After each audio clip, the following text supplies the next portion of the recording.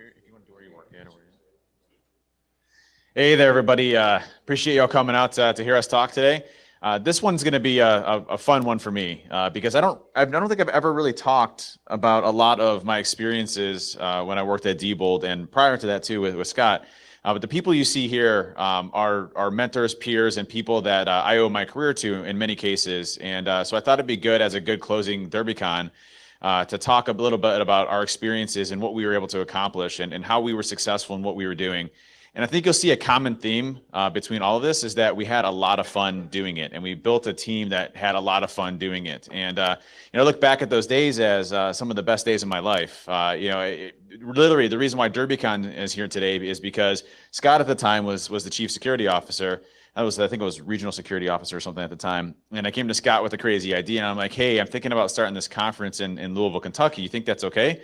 He's like, yeah, just don't tell it's corporate communications and it'll be fine. And he's like, okay, I'll go start it up. And so you'll kind of see and navigate through some of the stories that we've been through. But this is Jess, Walpole, Kevin Baker, and Scott Angelo. But I figured they'd do a brief introduction themselves. But these folks were instrumental in my career and kind of kicking off. And some of the funny stories that we had, but also what we were able to do and how we were able to do it, I think can paint a really good picture around how people can be successful in their own careers and how you can leverage things that we've learned and the hardships that we've gone through to really improve what you're doing here and what's going on with information security. So with that, I'll kick it over to Jess. Go ahead, Jess.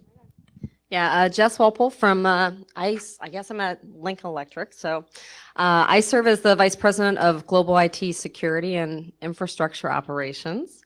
I've had the pleasure of knowing these guys for the last 14 years. And it's been a great journey. So I appreciate the fact that Dave had asked us to come and do this too with him. Before you give it to Kevin real quick, I got to share a story. Oh. So Jess was the person, no, I did. This is good. It's a good story. Jess was the person that you always wanted to have in your back pocket for when something went wrong. A quick example of this really quick, and it's one of my favorite stories of Diebold, is that one of their main web applications at the time was Ceres, and it had a lot of managed services for our customers. And at the time, I found a blind SQL injection flaw in it, and I accidentally did a loop which erased everybody's passwords in the entire database. I'd only been working there for maybe a month or so, and I get a call from the main developer of Ceres, and they're like, "Hey, are you working on something with Ceres right now? Because all of our customers are out, and it's like literally an outage of our entire company." I'm like, "Maybe." And the first thing I did is I picked up the phone and I called Jess. I'm like, "Jess, I really messed up, and here's what happened." And I locked everybody out. And she's like, "Okay, well that exposure shouldn't have been there in the first place. Let's go figure out how we can get it fixed." And that was kind of the mentality of working with people and having her working with me and being able to dig me out of a lot of troublesome issues that I had through that career was amazing. So, I'm Kevin Baker, and I'm kind of concluding a career as a CISO at Westfield Insurance, and I'm retiring, but not really. And I'm going to go and direct something called Insurance Shield, which is a hybrid ISAL for insurance agents. So I'm going from the clueful to the clueless and try and accomplish the same things. Hi, I'm Scott Angelo. And at one point or another, I hired all three of these, or pulled them out of roles that they were kind of buried in and gave them opportunities. So I'm the one that can tell you how to go from, I started out as an Intel officer, went into industrial security, and worked the first half of my career as a security expert, or expert's a relative term. I was never an expert, but I became a CIO. And those are some of the things that I want to share, because I believe that security practitioners that's the best route to becoming a CIO. So we can talk about that too. So I'll kick it off with my very first interaction with Scott Angelo here, which I think would be a good one. Scott hired me. This is a really, really interesting one. This is a long time ago, by the way. So older Dave is much more mature than younger Dave was at the time, okay? It was months ago. It happened last week. But Scott hired me out of the military to join a company at the time called Secure State. And it was a small consulting shop at the time. And I think, man, when I joined, I was maybe 5 or 6 employees or something like that. It was relatively small. And what excited me about them was it got me early on in penetration testing. And I didn't have a lot of communication skills. I didn't like going in front of people. I just liked the technical focus and actually, coding and figuring things out. And that's where I learned a lot from Scott on hey, there's more to just life than just getting there and breaking stuff, which I still like to break stuff, but I also like talking about breaking stuff, which is cool. And so one day, and I don't know why this happened, but there was 2 owners at the time, and Ken and Scott. And Ken was like, hey, you should go mess with Scott. And we start talking about what we're going to do to mess with Scott. And I'm like, well, I'll just go into his office in my boxers, which I thought would be fun. I'd been working there for like 2 weeks. And so Scott's on the phone, and he's on an important phone call. And I sit down and I'm in my boxers. And, he doesn't know I'm there. He's got his feet kind of kicked up in the back and everything. And he turns around, because I make like a little noise, and he turns around and he's on the phone. He's like,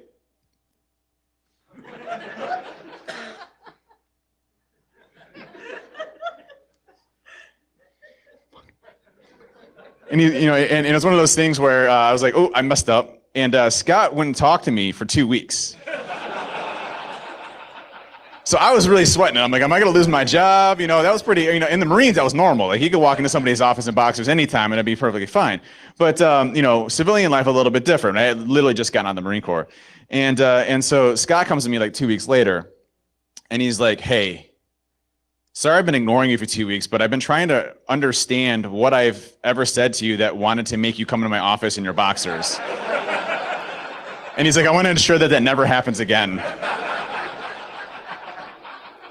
I was like, listen, man, we're on the same page. I'm not ever going to show into your boxes ever again. I think I did a couple years later, but aside from that, it never happened again. So, but the reason I want to tell that story is that it was a lot of fun where I worked at, right? And it was a lot of fun when I left SecuriState to go to Diebold. And even though I was working for a Fortune 1000 company, I had so much to learn from people around me. And the most important thing that I can relate to is that, I didn't know everything. I didn't know how to communicate or navigate the ropes of Diebold's political system, or the architecture and infrastructure of how it was designed, or how to talk to executives, or even be able to interface them in any way.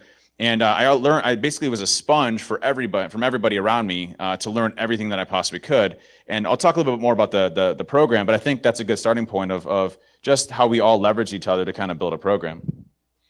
Yeah, it has been a journey. It was exciting. I know when Scott joined Diebold in 2006, I can remember the very first time I saw his email and what his demands were, and I thought, oh God, what have we gotten ourselves into with this one? But it's been a really interesting journey. And at the time I was just doing finance, and I wondered, why would I ever get into security? But it was really a situation that was back in the days when Sarbanes-Oxley had been big, and I didn't really know too much about that, but I had been involved with it, obviously. And for some reason, he thought that I was the right fit, and he had already pulled Kevin into the mix, and we had another person in the team. But going from an organization where it was literally the start for the security program, and then quickly over 36 months, bringing in 30 different individuals into the IT security arena, and getting the opportunity to not only do IT security, but also product security and OPSEC, and learning how to navigate budget aspects and, to your point, political. I think it was a great in Denver. And I know I look back on that time, and I do it again in a minute, and I also wonder why I would do it again in a minute. Because there were a lot of long nights and a lot of challenging aspects associated with it. Yeah, I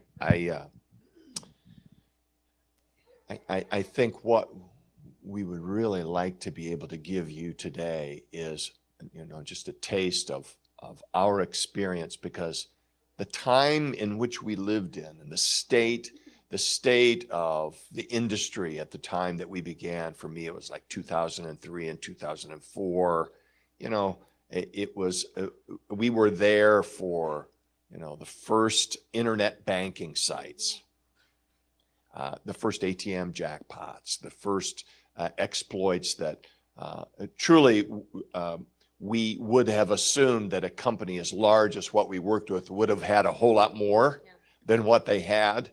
And my experience there was that I was working in the fledgling security department that wasn't called a security department. You know what that means? The guys that just work over there in the dark, right? And it was killing me.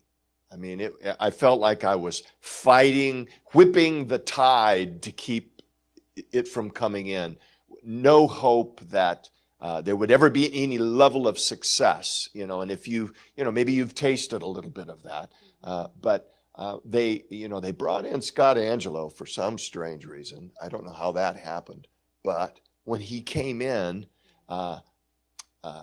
he began to articulate a version of doing information security, which suddenly seemed doable to me. Whereas I felt like I was drowning. We're never going to make any progress. Here's someone came in with some actually very simple concepts and a way to articulate them that I thought, yeah, I'm not going to bail, because I had been a heavy equipment operator and I was really thinking about going back, you know. But when I heard Scott and the way he began to talk about information security, I thought, okay, that makes sense. I think this is doable. So that was kind of the beginning of my journey in really taking on the desire to be an information security professional. And then, of course, he said, you got a year to get your CISSP. All right, those are really good stories. And I actually did consider stripping down to my boxers during this presentation, but figured I'd probably get fired from my current job because someone would post it. But, you know, I've been in this business for over 30 years. I know I don't look it. I'm much younger than, but anyways, I've been very, very fortunate. You know, early on, and I think these are all key things, right, that I'm about to say. Early on, I was unbelievably blessed with having two incredible mentors that taught me a lot about security, and didn't have necessarily anything to do with technical security, just about protecting things. And they talked to me about also, if you really want to provide value to your organization, you will learn the business of that organization. Because if you don't, you will always be suboptimal to some degree.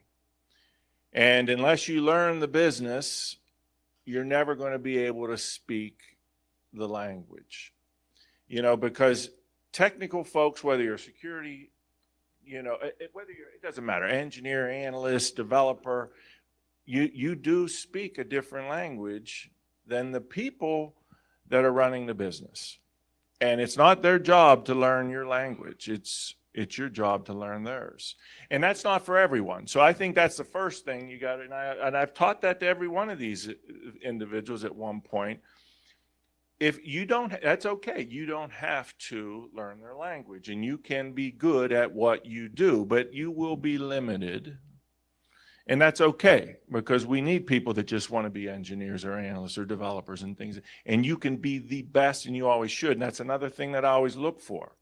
And I would say I was very fortunate, and there was a lot of luck in just seeing someone, they weren't necessarily doing security, and I'd pick them out of that, and I'd put them in a role, and I'd challenge them to be the best that they could, right? So I learned that early, because once you learn the business, now you can play in the gray area. And there's not a whole lot of, there's not optimal value in just working in black and white. It's really getting into the gray area, coming up with compensating and mitigating type of solutions that will help the business do what they want to do. And you only do that by really learning the business, and in essence, learning the language of the business. So over 30 years, I've been fortunate to build 5 very large programs in four different industries. The first program I built was at NASA Special Projects. Totally different. And, you know, that's when I had to put all these things together. Oh, and how am I going to learn this business? Because the area that I was in was, they basically were rocket engineers. And I'm like, I got to try to figure out to at least understand as much as I can. Successful program. Then I went on to DARPA and built their very first information security program. Used the same principles. Left and went into consulting because I wanted to get into commercial and I wanted to test out some theories. I wanted to make sure that the things that I had learned in the military and in the government would be applicable. I thought they were. And then I came into, I'm not going to bore you, but that's when I went to Diebold. And Diebold is where I made the transition. I was hired in as their very first CISO. Pardon me? Then I became the CSO. And then I got to the whole thing about getting to the board. And we always talk about getting to the table. Getting to the table is hard. Staying at the table is even more difficult. And I stayed at the table. And they made me the CIO. And I said, I've never been a more effective security practitioner than I am as a CIO, because now I can enforce that across the board. So I don't want to belabor that, but then I went into different industries. The other key thing that I want to, learning the business, right? The second thing is there is no such thing as one size fits all, and because each business is different. You have to understand the business economics, and that means their finance, right? Because understand the money, how that organization generates money. You have to understand the industry, because every industry is different. You have to understand the organizational setup. There's a difference between a regional organization than there is a global organization. So there are a lot of different components. And again, that's all about learning the language. And the last thing I'll say before we go back, and then obviously I'll get back into this, is I often hear, well, they say no. And one of the things I think everyone always says to me when I come into a new organization, now about the 6-month point, how did you get them to agree to these things that none of your predecessors were able to? And the first thing was, it was learning their language and not giving them the ability to say no. Because no is an option, and you have to understand that, right? No is an option. But if I'm trying to describe an option to you and I'm speaking different language, I gave that executive an opportunity to say no, because he had no idea what I was talking about. So that's the last thing I'm going to say about understand and learn the business. Just as much as you're perfecting and honing your very specific technical skill, take the time to understand what a P&L is, a balance sheet. And I'm telling you, that will advance your opportunities inside of any organization, and you'll find that will allow you to go into other industries and have the same success. Do you totally remember him saying we were not allowed to say no? Yeah, I do remember that. Yeah, I learned a lot of creative ways of saying yes. I didn't say no, I said that no is an option.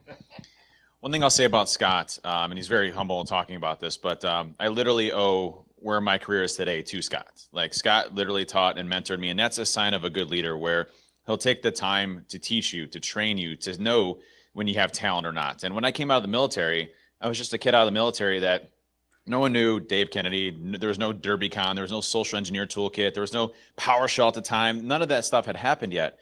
And really, when my career really started taking off was 100% under Scott. And if you look at my PowerShell research that Josh Kelly and myself presented at DEF CON, even Dave DeSimon, we did the SCCM hacking with DEF CON. When we started DerbyCon, all that stuff happened when Scott enabled me as a person to go and do it. And, at the same time, I'm learning the way to communicate to people. I eventually became the chief security officer and took Scott's spot over at Diebold and ran their security program. Chief information security officer. Was our chief security? I don't remember. I was one of them. But ran their program for a while until I decided to start Trusted Tech. And one thing I can say is that, what we were able to accomplish during those periods of time as a team is a testament to that leadership. And one of the things that I just wanted to give you an example of is that I remember walking in one day and Scott was going to present to the board. And it was my first time presenting at the board. And I'll tell another story about the board here in just a second, you a-holes that covered my car up. But anyways, other than that, the one time I went to go present to the board, I said, Scott, what do you want me to present on? And he's like, I just want you to be you there. I want them to know that I have somebody like you there so that they trust everything that I'm doing when I go up there and I talk to them. I don't know if you remember that or not. But I went up there and I was talking a bunch of stuff that they had no idea what I was talking about. I was like, oh, we're getting threats from here. And I made a joke about Canada because we had ArcSight at the time. And so you could see like this little pew-pew map, right? And you'd see like where the attacks were coming from. And during the NHL hockey timeframes, we had 0 attacks originate from Canada. And so I remember that one was pretty good. I always used that joke for a while. And the executives loved it. And they're like, man, it's awesome you have, these types of folks in your team. And so Scott was able to leverage, people in his team and trust people in his team to go and do things. He knew when I was doing something. I remember one time, and Jess, by the way, was phenomenal for shielding me for a lot of the stuff that I did. But I remember one time we were implementing ScanSafe, and ScanSafe was taking a long time to deploy, a lot longer than I wanted to. It was like we were like a month into it, which I know for a Fortune 1000 company is not long, but I was really impatient. And I wanted to be the first company really that I knew of to block all egress ports, period, including 80443, across our entire perimeter. Everywhere, right? In a month, right? And so, sounds doable, right? Fortune 1000 company, across the globe, we'll do it, right? So we had all the ports done except 80443. And at the time, there were these, they're called ScanSafe beacon servers. And the beacon servers would be deployed in your network. And then what would happen is your machines would then communicate to these beacon servers and then go out to the internet over whatever port you wanted to. So it'd be like a web proxy, but then you could block 80443. And so I go up to at the time it was Mark Couric, and I'm like, hey, I went to Scott Schaefer at the time. I went with Scott was there, and I went to Scott Schaefer. I'm like, hey man, can you find an RFC that kind of sounds like this? And he's like, an RFC that sounds like blocking 18443 across the entire company. He's like, that's gonna break the shit out of everything. I'm like, yeah, but it won't be that bad, right? I mean, it's not gonna be like can you just find like an RFC and tuck it there? And if you get in trouble, I'll just take the blame for it, and I'll take all the heat, right? I was like, I just made you do it. And he's like, nah, man, it's too risky for me. Sorry. So then I went to Mark, who's my good friend in telecom at the time. I'm like, hey, Mark. I'm like, hey, can you find the same speech? Like, can you find an RFC? He's like, man, that's gonna break everything. And I'm like, it's not gonna be that bad. He's like, oh, it's gonna be bad. I'm like, well, just figure it out. And so I went to Jess, I went to Scott. I'm like, hey, I'm about to do this thing really quick, and it's probably gonna break most of the company, but we're gonna be way better off when we do it. And I don't think it's gonna be that bad. And so they're like, all right, go for it. And so we found an RFC, we tucked it underneath there, and we got it done. It broke our entire production line for our ATMs at the time, but it was only for like an hour, so it wasn't that big of a deal. And so no one was actually really upset, and we actually got it all implemented. We had no egress ports going out our entire company. And that was like some of the fun and relationships, but the working relationship we had with IT was absolutely phenomenal. Like, I mean, the folks would go and patch things we needed to. I'd buy them beer and pizza all the time for all the things that I would ask them to do. Like, man, that's not going to go good. I'm like, it'll be fine. But it worked out. It worked out really well. We were able to implement a lot of change really quick. And the difference was, at the end of the day, I knew I had a leadership team that would back me for what I was doing. And at the end of the day, I knew that he had the full support of our CEO at the time, Tom Swidarski. And Tom's like, do whatever you need to do to secure our company, and I don't care what it takes. And that comes from leadership from a team that you can trust, and to be able to pull things off like that and not get fired because you're destroying an entire company overnight by accident. It was an accident. I was changing SQL SA passwords in prod. When I found like a weak SQL password in prod, I'm like, that's getting changed right now. We'll change that, put up in a ticket. If anybody complains about it, we'll figure it out. It's one of those types of deals. And we knocked through a lot of legacy stuff very quickly. Mainframe, same thing, knocked them out quickly. Overall environment architecture design, knocked out really quick. You started to find different areas, centralizing our infrastructure from being globally kind of dispatched to multiple locations to one location. I mean, we did it all so fast. I mean, it was a span of what? How many years? 2 years? 3 years? 2 years. 2 years we did all of that, and it was incredible. Good journey. I don't know if you have anything to add to it, but all the trouble I got you in, but. I'm just going to say, for my team that's here, we're not doing this.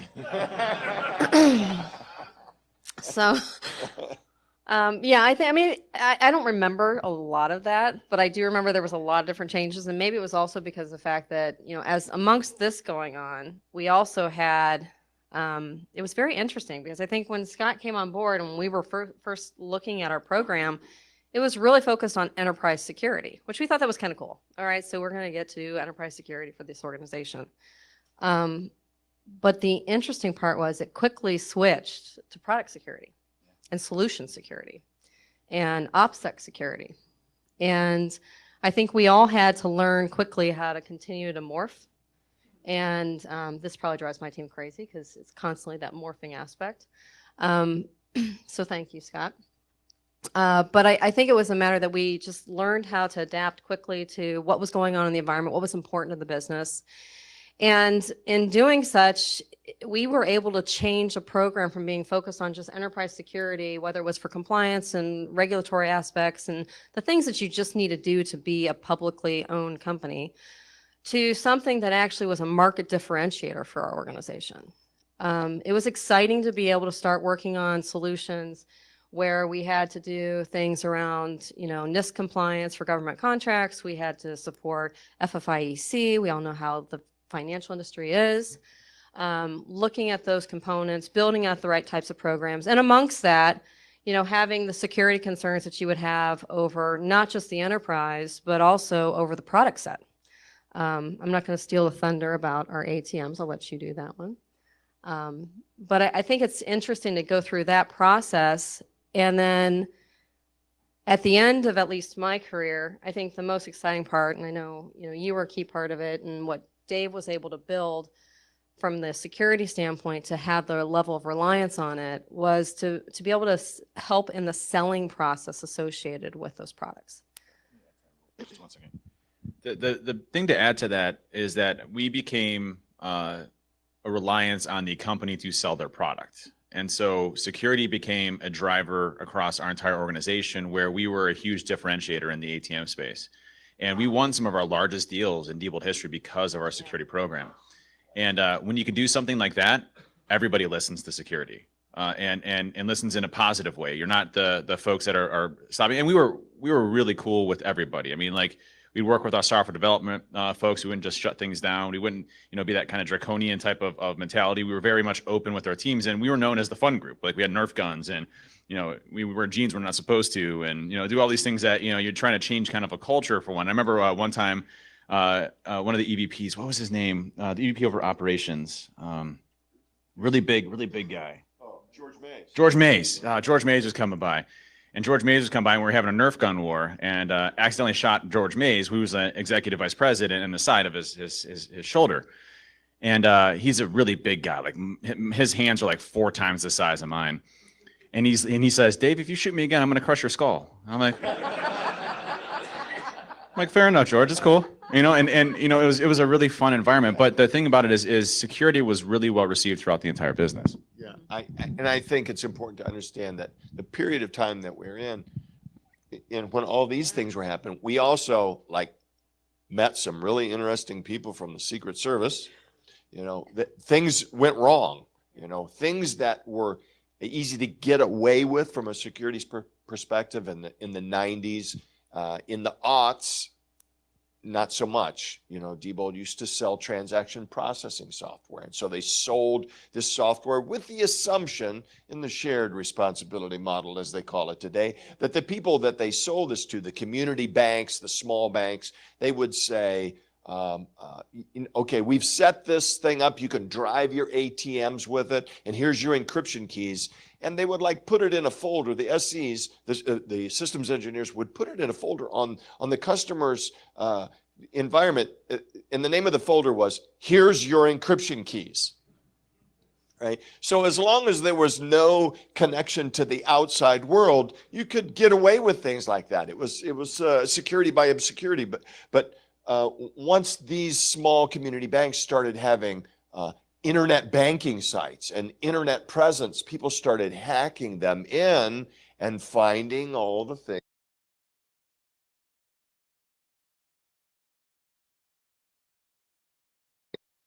that perhaps we had not done right. So incidents began to happen.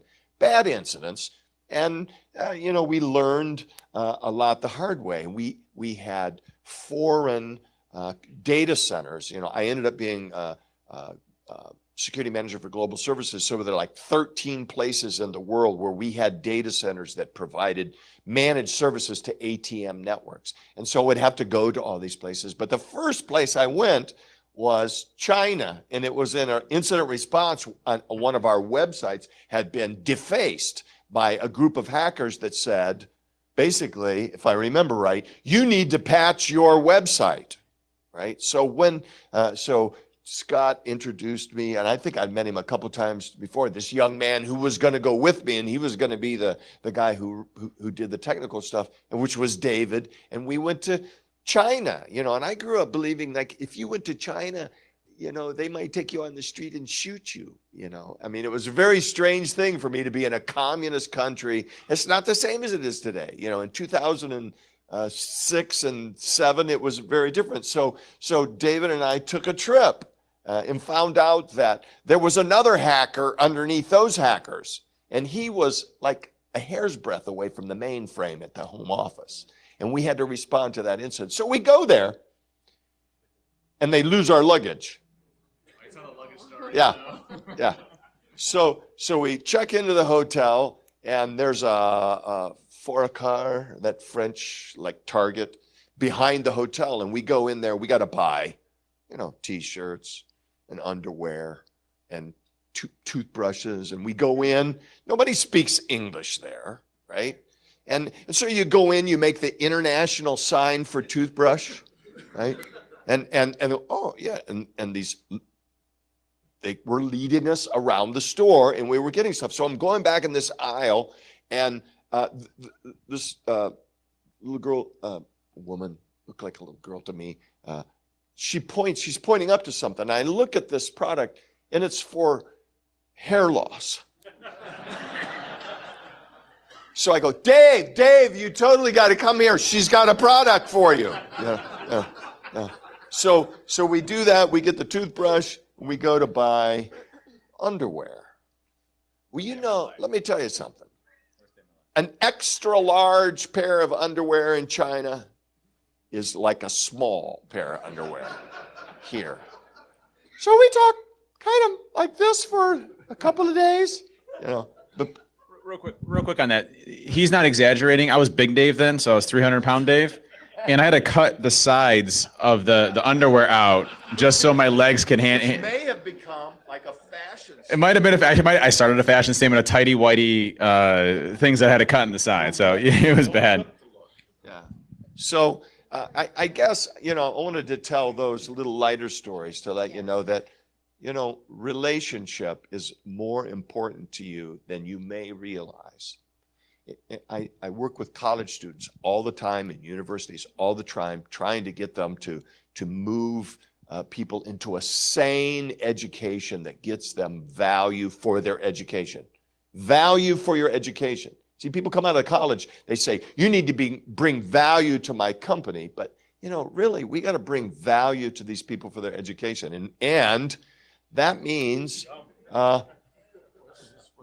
you're supposed to drink that. Yeah. You're supposed to drink that. Yeah.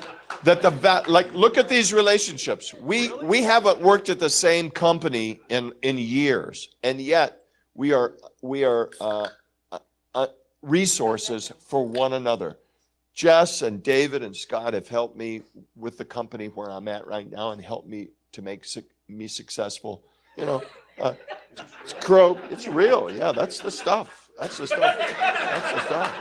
warm. They warmed it up for you. Yeah. I saw last night them pull something out of the lemon that wasn't open, so I want to make sure this was. Yeah. So while you're doing that, remember that what you have to bring to the company you work for is more than the technical pieces that you have. Those are really important things, but if you can't communicate them to other people, and there must be 100 careers inside information security. It doesn't matter what you do, but you can fit in. But let me tell you this, what you're doing now is not what you're going to be doing in 5 years. So don't build your life like what you're doing right now is what you're always going to be doing. You'll be lucky if it lasts 3 years, and then you're going to be doing something else.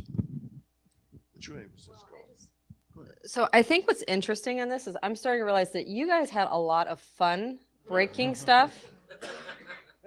And I feel like I had to do a lot of explaining and marketing. No, we're not telling the market story. No. So, and with that, I mean, I think what's interesting is that I still use a phrase from you that I know my team hates, which is the fantastic chicken or the pig coming to the table story.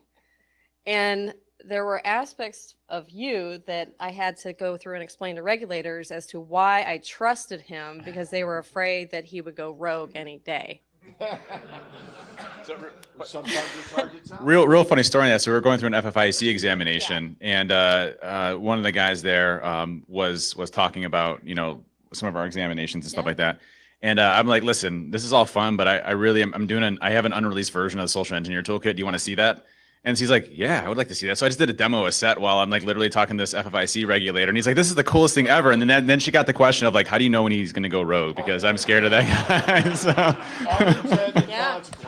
Yeah, because it was a situation. I mean, I think that was probably the real turning point, at least for me, when we go through and we, you know, do all the documentation. Thank you, Jeff. If you need documentation, Jeff Pershing, amazing. But the reality is that, you know, we had developed all this documentation, pulled it all together, you know, getting all things done, you know, putting in a little bow, putting the frosting on it.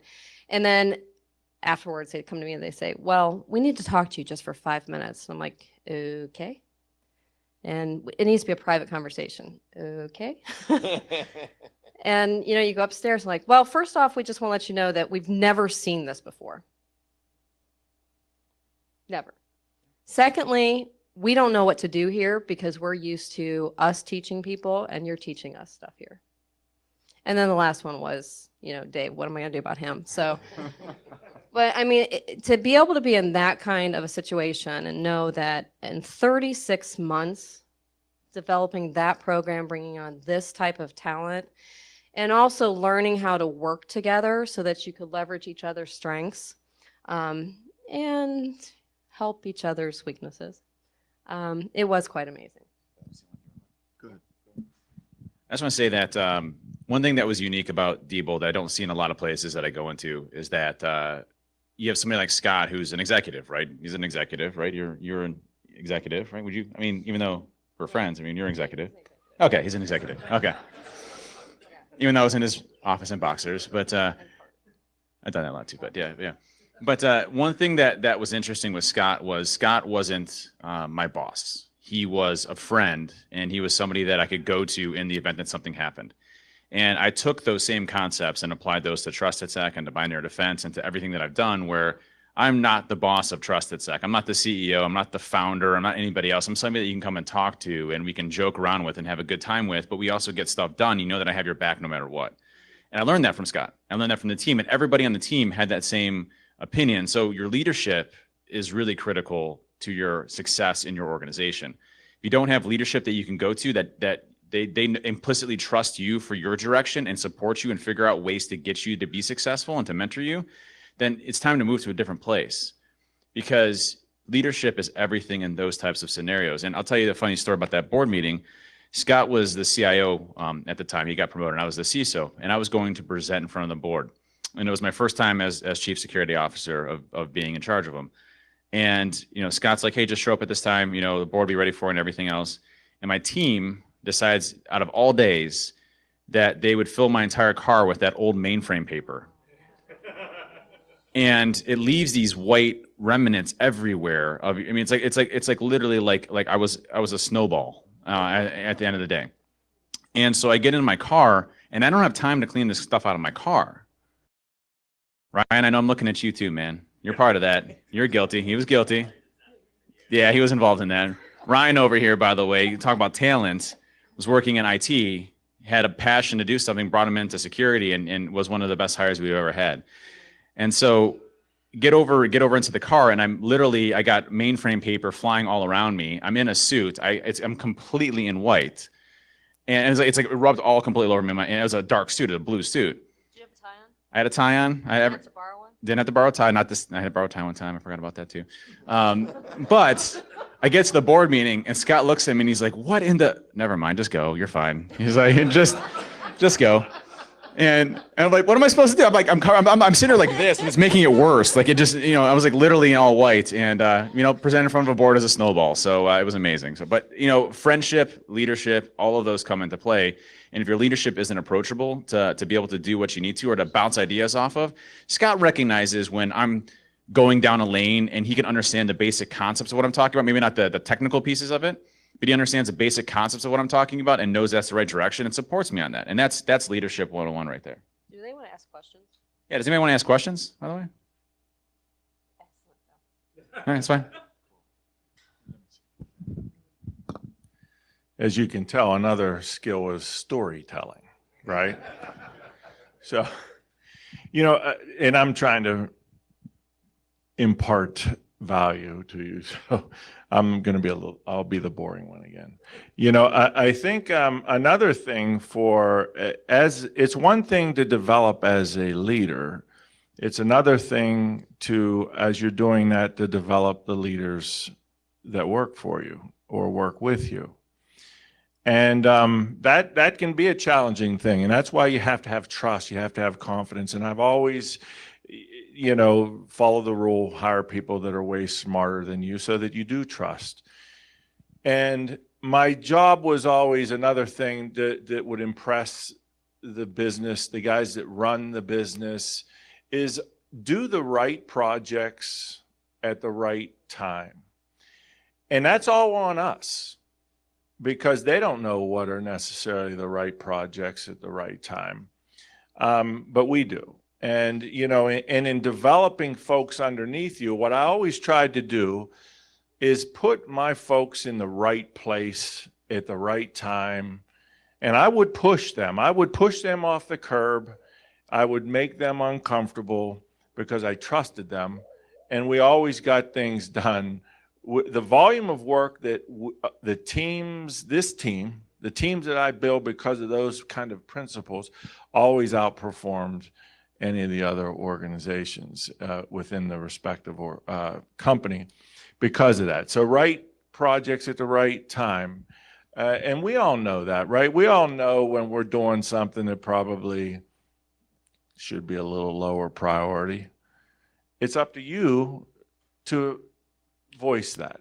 The credit that you will get will enable you to do things that are almost unheard of. And the last thing I'll say, the confidence that this team built at Diebold allowed us to do some remarkable things on an operational perspective.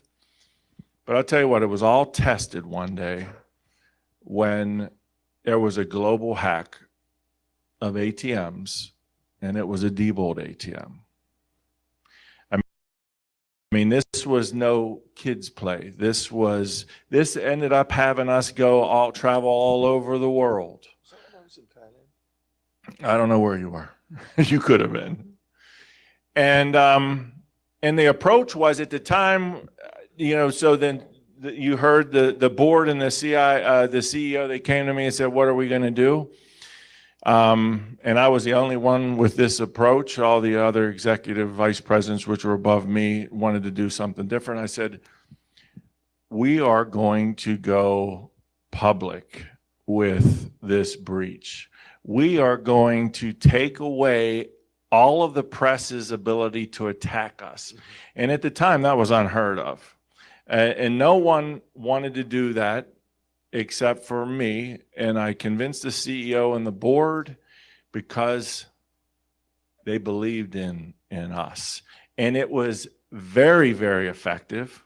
We went out there, we pushed it, took away all of their negative publicity, and it was successful. We really did not. Our market share didn't really have an impact, and we did some incredible things. And the only way you get to do that is by instilling a level of confidence that only a team can bring. Because, you know, I knew that we were going to be able to pull these things off. I knew that I would let David, you know, maybe go a little bit off path, because if I had confidence, if, yeah, you know what, if something kind of bad happens, we have the ability to correct it very, very quick. And if I didn't have that type of trust, you think I would have let him do half the things he did? Hell no. But we did. And you know, comprising a team that all benefit and play off of one another and made us as a whole, you know, one pretty incredible team. That's what you do. And that's when you generate value. That's when your budgets aren't denied. That's when you get to do really cool things that make it easy for you to recruit and retain, help you develop. If you don't do all of these things, you end up getting stuck kind of in an organization that you don't have control over. That people that don't understand and necessarily appreciate all the value that you bring. So courageous authenticity is what I call it. And I challenge all of you to be very courageous in what you do. I challenge all of you to learn the business that you live in, because they're different. And it will change every time you go. You do those things, and especially if you aspire to lead, and you will be successful. I've tested this. I've applied it at 5 different global organizations, and we've been able to do things that none of my predecessors were able to do. Basic stuff. Yeah. Let me just quickly say along those lines is that as a security professional, there are going to be times, you know, they say our industry is negative 20% employment rate. So you can jump around all over the place. You can always get another job. You can always get more money. Don't do that. Don't do that. You know, know that there are times you need to accomplish something where you are. And just because it's hard and just because people oppose you doesn't mean that you shouldn't stay there and actually accomplish that thing that you need to accomplish. And you may have to say and do things that are really not good for your career, but they're good for the company. Those are the things that will propel you to the next level. Yeah, I mean, I agree. I think that over the years, I know that when I left Diebold and came to Lincoln, I really wanted it to be a situation that I could emulate someday a security team. And I didn't go into security at Lincoln. I started off on systems development. And as Scott had mentioned, you know, I agree. I think that being the CIO, you're much more impactful. Being able to direct security, being in charge of systems development, I helped to bridge that gap to make sure that my systems developers knew there wasn't an option. You know, they had to be supportive of the security. Now doing the information security and doing infrastructure, it's been nice to make sure that the teams don't have competing agendas, and they know the key principles that they have to follow, you know, in making sure that we're growing our program and everybody wins. But with that, you know, I think that the most important thing comes down to the people in that organization. I'm personally proud that I feel like I've emulated a portion of what we had at Diebold. I'm hoping my team will at some point in time think the same, have the same type of respect and feel the same just devotion that I felt being there. But it has been a true message all along that, you know, there will come a time when they will outgrow my company and they will outgrow our program. And when they do, I think that that's the real dialogue that you can have. And being that this is such a small community, we all should think about those things because there's huge opportunity for everyone. And it's not always the right fit. And, you know, to the point, the grass isn't always greener on the other side. Sometimes you got to learn how to water and grow your own grass. And it's definitely a journey. Talked about a lot of the fun and games because I think it's important to understand having fun is important. But at the end of the day, I mean, it was a very serious, you know, thing that we were accomplishing at the organization. We had fun while doing it, right?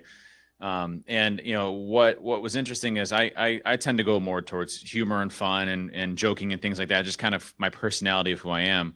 But at the end of the day, I knew that I could rely on everybody with me, that we were all allies kind of working for the same goal. And, I learned and I grew so much from, a kid that would just want to talk about cracking encryption to, being able to present in front of a board of directors and to being a chief security officer of a Fortune 1000 company, and being able to present that program and the vision for it, and being able to enable my team to then take the leadership. When I left, somebody took my position that was in my team as well.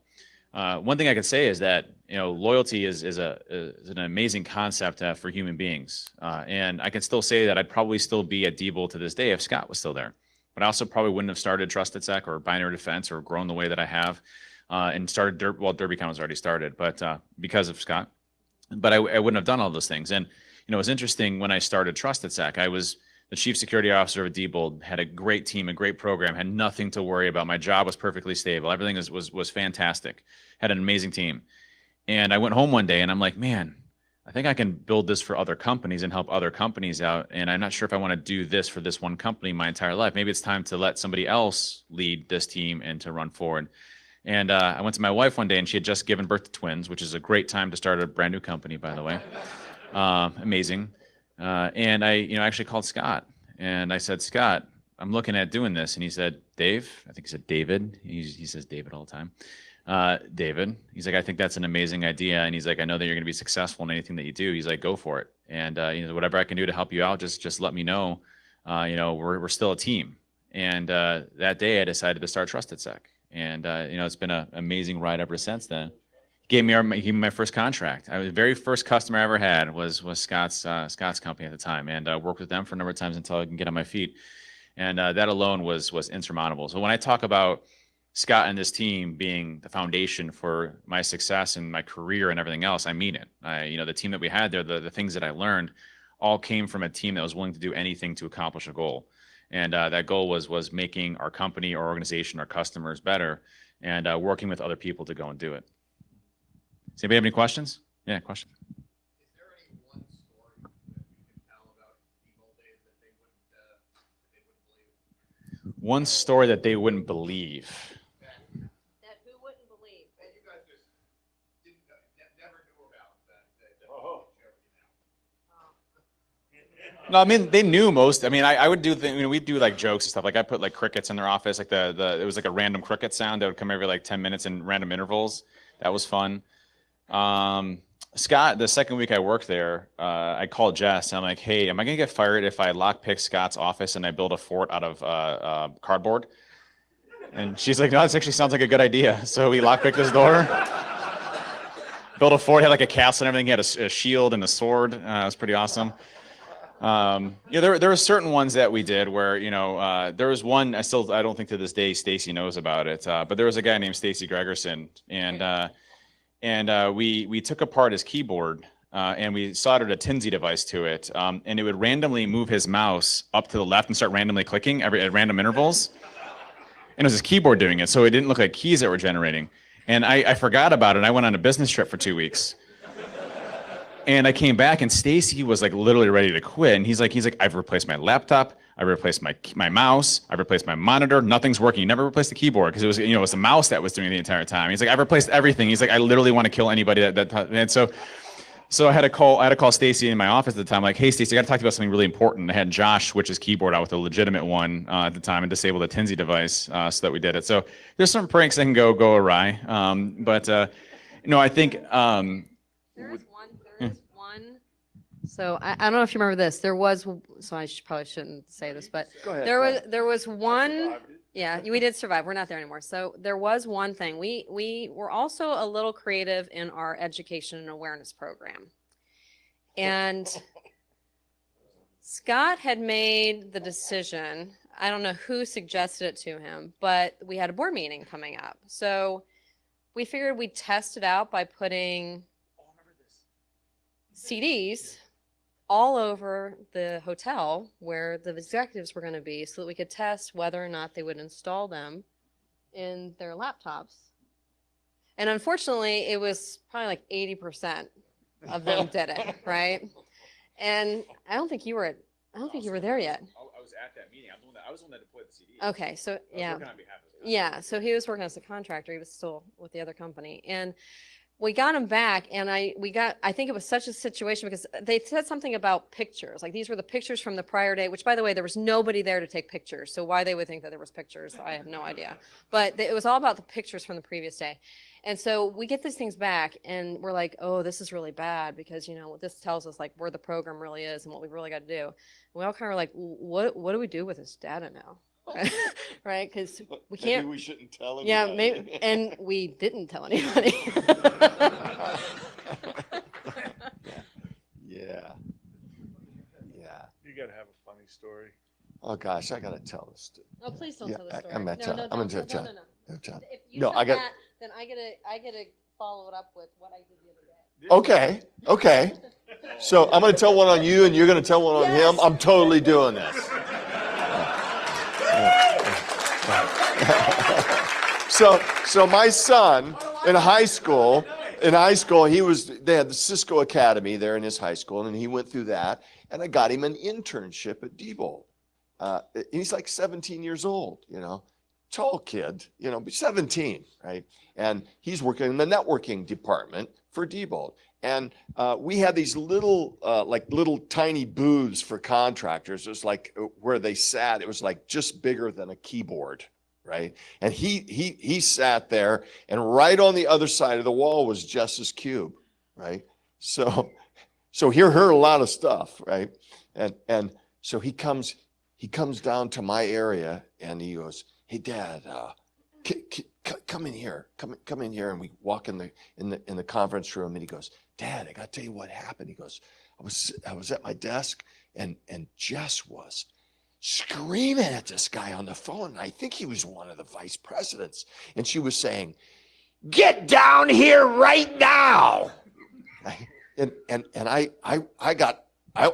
didn't want to hear this. So I was just going to sneak out, and I went around, and Jess came out of her cube and went, "Oh, hi, Derek. how are you, honey?" You know, he goes, "I think she's crazy." Yeah. And I said, no. That's just Jess. Everything's okay. 2 minutes. All right. 2 minutes. Can I tell it or not? Which one? Which one is The text. The text from BDS. Oh yeah, go for it. All right. Yeah. So this is recent. I mean, this is like in the last month. So we recently, yeah, it's fresh because Dave actually does work for me, right? So we do stuff.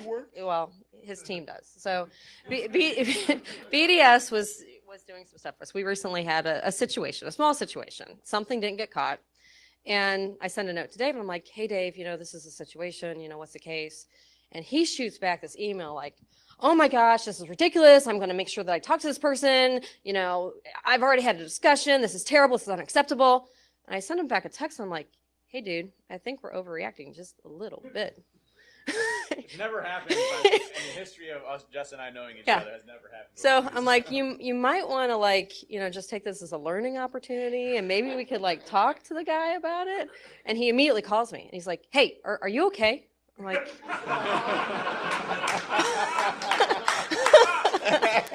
"Yeah, why?" I'm like, "You just overreact a little bit." He's like, "Okay, that's not you." So at the end of the day, I mean, I hope you learned a lot of lessons on what we did as a team. And I think most importantly, you heard team and people. And you cannot accomplish a security program without a team and without a people and without appropriate leadership. And it's not a product of technology. The technology fits something or initiative that you're trying to accomplish. The people are the ones that support it. And one thing that I think that the team really recognizes is that you can't have new pieces of technology in place when you don't have the people to support that technology or introduce that complexity.